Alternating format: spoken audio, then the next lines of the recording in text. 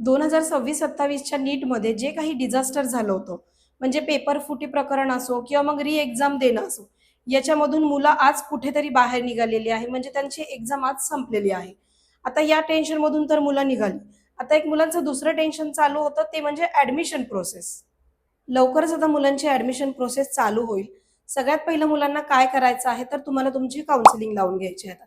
काउन्सिलिंगमध्ये तुम्हाला काय-काय बेनिफिट मिळत असतात. बेनिफिटमध्ये असं असतं, की तुम्हाला तुमच्या मार्कानुसार कोणकोणते कॉलेजेस लागू शकतात. गव्हर्नमेंट लागू शकतात, सेमी गव्हर्नमेंट लागू शकतात किंवा मग कमी स्कोर असेल तर डीम लागू शकतात. याची संपूर्ण माहिती तुम्हाला मिळत असते. तुमच्या स्कोरनुसार तुम्हाला कोणकोणते फॉर्म भरावे लागतात. ऑल इंडियाचा फॉर्म भरावा लागतो, कोणत्या राज्याचा भरावा लागतो का मग महाराष्ट्राचा भरावा लागतो. प्रत्येक राज्याचे वेगवेगळे फॉर्म असतात. हे बऱ्याच विद्यार्थ्यांना माहीत नसतं. याच बेनिफिट तुम्हाला काउन्सिलिंगमध्ये मिळत असतं.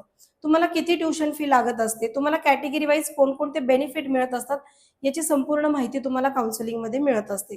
तुमचे ॲप्लिकेशन फॉर्म भरण्यापासून तुमचे ॲडमिशन प्रोसेस पूर्ण होईपर्यंत काउन्सिलिंगमध्ये हे सगळे प्रकार केले जातात. सो ज्या विद्यार्थ्यांना महाराष्ट्राची काउन्सिलिंग करायची असेल किंवा मग ऑल इंडियाची काउन्सिलिंग करायची असेल, त्यांनी खाली जो नंबर दिलेला आहे त्याच्यावर तुम्ही कॉल करा आणि MBBSचं स्वप्न तुमचं पूर्ण करा.